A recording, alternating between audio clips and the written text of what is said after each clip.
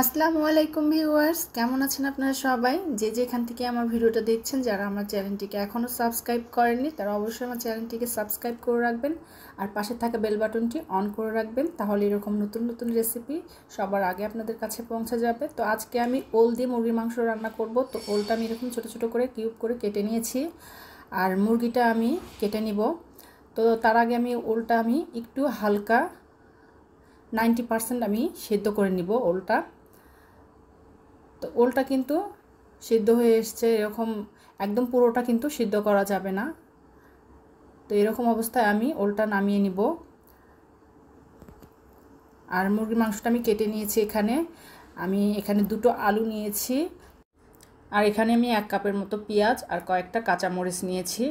তো আমি কড়াইতে সরিষার তেল দিয়ে আমি আলু আর যেটা ভাপিয়ে নিয়েছিলাম ওলটা, সেটা আমি একটু লাল লাল করে ভেজে নেব। সামান্য একটু হলুদ আর লবণ দিয়ে নিচ্ছি, দিয়ে একটু আমি লাল লাল করে এটা ভেজে নেব। আর এরকম করে মুরগির মাংস, এটা দেশি মুরগি আর গরুর মাংস, খাসির মাংস সব কিছুতেই কিন্তু খুবই মজার হয়। তো আমি ভাজাটা হয়ে গেছে, আমি উঠিয়ে নিয়েছি। আর একটু সামান্য তেল দিয়ে দিলাম আর একটু জিরা ফোড়ন দিয়ে দিচ্ছি। আর যে পেঁয়াজটা কেটে রেখেছিলাম সেই পেঁয়াজটা আমি দিয়ে একটু লাল লাল করে ভেজে নেব। তো এরকম লাল লাল হয়ে আসলে আমি এখানে আদা রসুন একসঙ্গে পেস্ট করা ছিল সেটা একটু দিয়ে ভেজে নিচ্ছি কাঁচা স্মেলটা বের হওয়ার জন্য। তো আমি এখানে সামান্য একটু এখানে পানি দিয়ে দিব। তার আগে আমি একটু সাদা ফল আর দারচিনি দিয়ে দিলাম।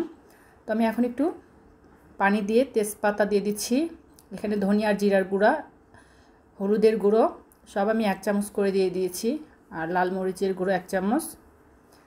আর এখানে রেডি মিক্স মুরগির মাংসের মশলা, এটা দিলে কিন্তু টেস্ট আরও বেশি ভালো হয়। তো এটা আমি 2 চামচের মতো এখানে দিয়ে দিয়েছি।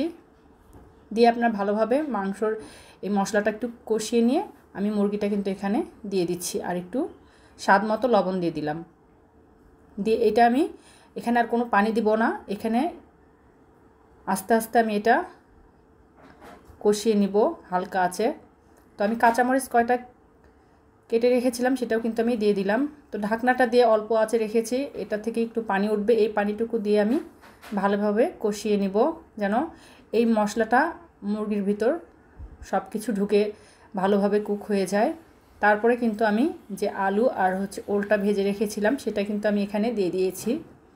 দিয়ে আমি খুব ভালোভাবে অল্প আঁচে অনেকক্ষণ থেকে কিন্তু 3 থেকে 4 মিনিট কিন্তু আমি এখানে ভেজে নিয়েছি। আমি খুব ভালোভাবে কিন্তু আমি এটা ভেজে নিচ্ছি। আর আমি এখানে কিন্তু ঠান্ডা পানি ব্যবহার করছি না, আমি গরম পানি এখানে দিয়ে দিব, যেহেতু এটা একটু ঝোলঝোল থাকবে। আর এটা কিন্তু ঝোলঝোল খেতেই বেশি মজার। এটা কিন্তু বেশি ঘন রাখলে কিন্তু ভালো লাগে না, খুব একটা মজার লাগে না। তো আমি এই কারণে পানিটা কিন্তু গরম করে একটু পানিটা বেশি করে দিয়ে দিয়েছি। তো আমি এই অবস্থায় কিন্তু এটা চুলাটা অফ করে দেব, কারণ ঠান্ডা হয়ে আসলে কিন্তু আরও একটু ঘন হয়ে আসবে ঝোলটা।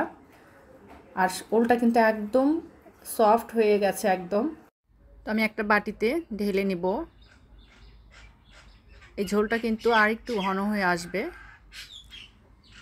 তো হয়ে গেছে, তো আমি একটা বাটিতে ঢেলে নিচ্ছি। তো আলহামদুলিল্লাহ রান্না কিন্তু কমপ্লিট। তো অবশ্যই আপনারা একবার হলো এই ব্রয়লার মুরগি দিয়ে আপনার ওলের রেসিপিটা অবশ্যই ট্রাই করবেন। আর একবার রান্না করলে আপনারা কিন্তু বারবার খেতে চাইবেন। তো ভালো লাগলে অবশ্যই লাইক কমেন্ট শেয়ার করবেন। তো সবাই ভালো থাকবেন, আল্লাহ হাফেজ।